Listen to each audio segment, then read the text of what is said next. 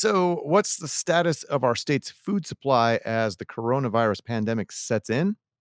Will we be able to get access to fresh foods from our farmers?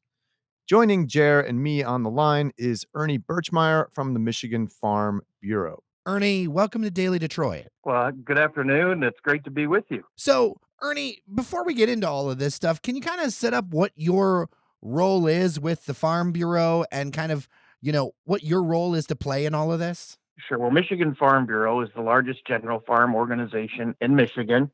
We have about 45,000 farmer members across the state, and our organization works on behalf of those folks every day to advocate for them, whether it's in the legislative arena, public policy arena, promotion and education type work, and trying to make life better for our farmers across the state. And I manage our Center for Commodity Farm and Industry Relations, and I'm also our livestock and dairy specialist. So I've got a team that I work with, a field crop specialist, a labor specialist, a horticulture and specialty crops person, and I handle the livestock and dairy issues. And we work with our farmers both directly and indirectly when they have issues with other commodity organizations around the state.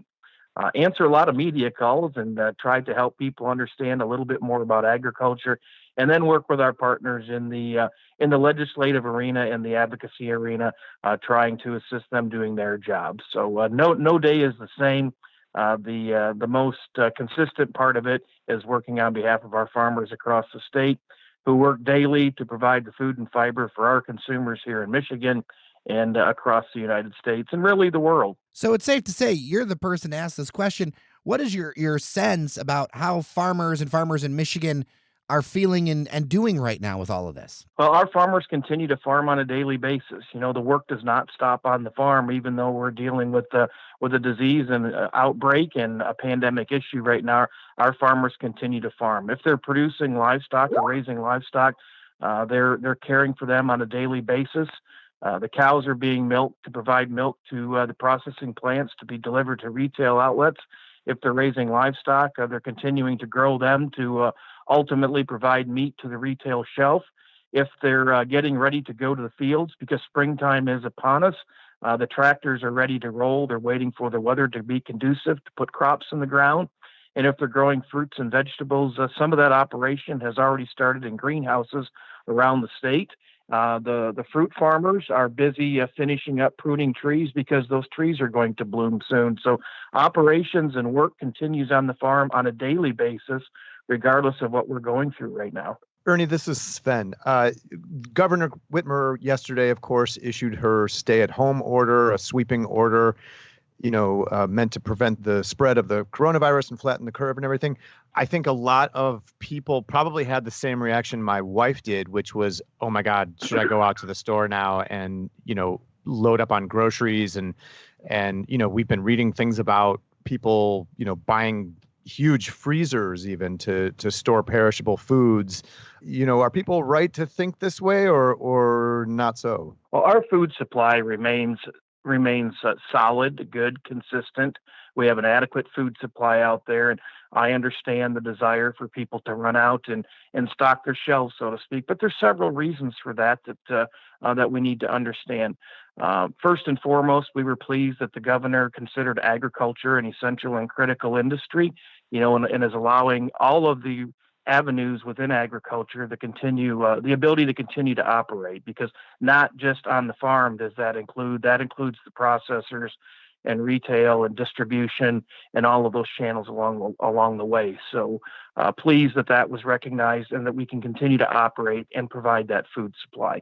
The average consumer out there, if we understand where they've been getting their meals from, 51% of the meals are eaten outside of the household, whether that be in restaurants or drive-throughs or food trucks or cafeterias at workplaces, over half the meals. So as we have shifted and gone away from the ability to eat at those normal places, more and more of the meals then have to be consumed in the home. And our consumers around the country needed to stock up some shelves, and that's exactly what they have done. And at the same time, they aren't used to seeing grocery store shelves empty because that food supply has always been there. But we have plenty of food. We will continue to have plenty of food. We just need to keep all of those channels within the industry operating and functioning properly. Have you found among your members or people working that there is some challenges in doing the transfer between, say, food for a shelf versus food for a restaurant? Because those are two, I mean, I think both me and Sven have worked around restaurants before. Those are two different types of packaging and delivery. Absolutely. And that is why, maybe the eggs on the grocery store shelf haven't been quite as plentiful as what people are used to. Same thing with dairy. So some of those processing capacities have had to change just a bit.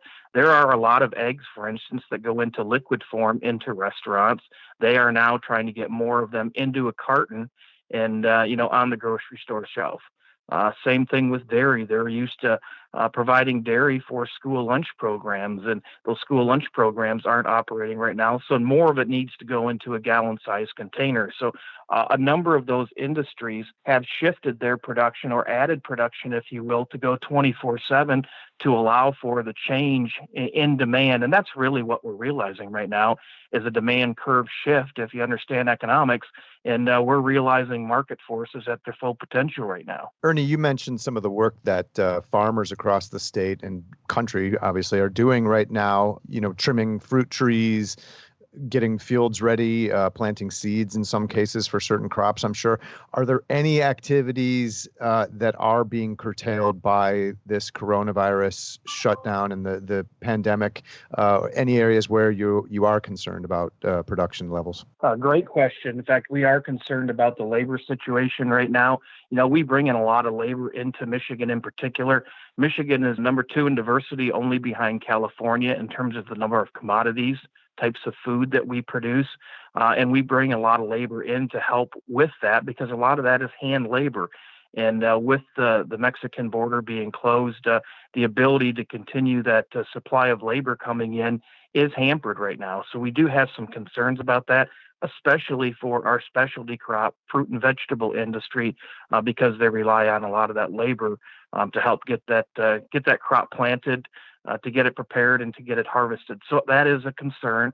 We are working with our congressional delegation to try to allow for the transfer of workers from one farm to another, because under an H-2A program right now, that is not allowed. So we need to try to have some alterations to those regulations so that we can potentially alleviate that problem as we deal with it. People are out there looking for work right now.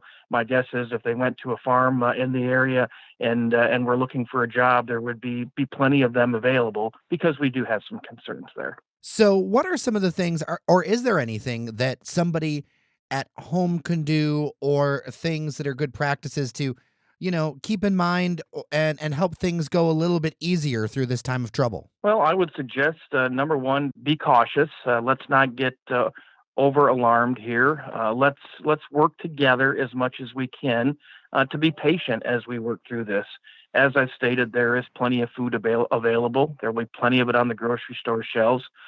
So let's practice a bit of caution as we work to fill our shelves, so to speak, at home and our freezers, and realize maybe it's best to only take what we need at that particular point in time and allow the retailers to restock those shelves on a daily basis.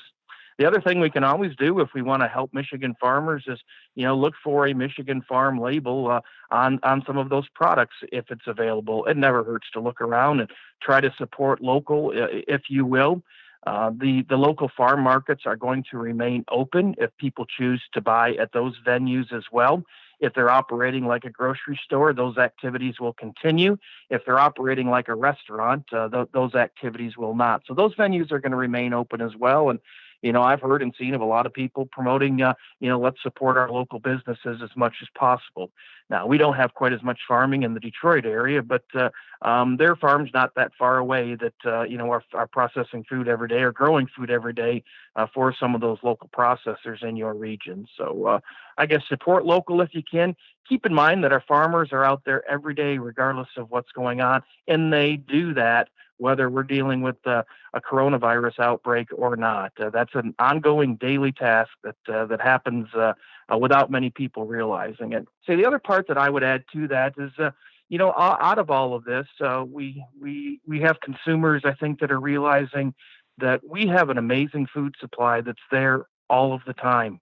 And we've never had to worry about grocery store shelves being empty before, or where our food comes from, because we have a luxury in this country. And maybe take a minute, step back, and if you know of a local farmer, take time to thank them for doing what they do. Ernie, speaking of local farmers and supporting local, I'm curious about farmers markets. I actually visited a farmers market here in Royal Oak, near where I live, last weekend. It was still open. I haven't heard anything about them closing. One of the vendors that I buy a lot from was doing kind of curbside pickup, not out of their van that was parked outside.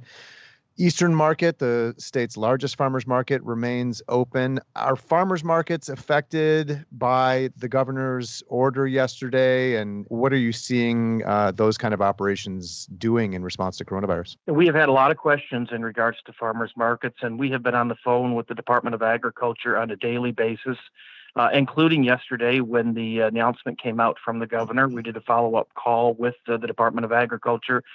Farmers markets specifically was asked about. And again, as I mentioned earlier, if the farmers market is operating like a retail grocery store, selling produce and food, they can continue to operate as is. If they have restaurant capabilities and potentially are serving sandwiches or soups or foods, sit down and have a meal, those are considered a restaurant, and those functions are not able to continue at this time. So I think that's the easiest and best way to put it. I know there are lots of questions from farmers markets across the state, but working with the Department of Agriculture and the communication that we have had back from them is those normal sales, similar to a grocery store at a farmer's market, can continue. And those are great opportunities to support produce that's grown right here in Michigan. Well, Ernie Birchmeier from the Michigan Farm Bureau, really appreciate your time today. Thank you for so much information. I think our listeners got a lot out of this. Glad to help out and willing to help out at any time. As I stated, agriculture is our number 2 industry in the state, and we all consume or take part in it on 3 times a day, sometimes 4, and sometimes more than that, depending on what your food habits are. And remember, there's a system behind all of that food, and it happens every day. And the more that we can share the accurate information with our consumers, the better off we all are, because our food system is so critically important to all of us.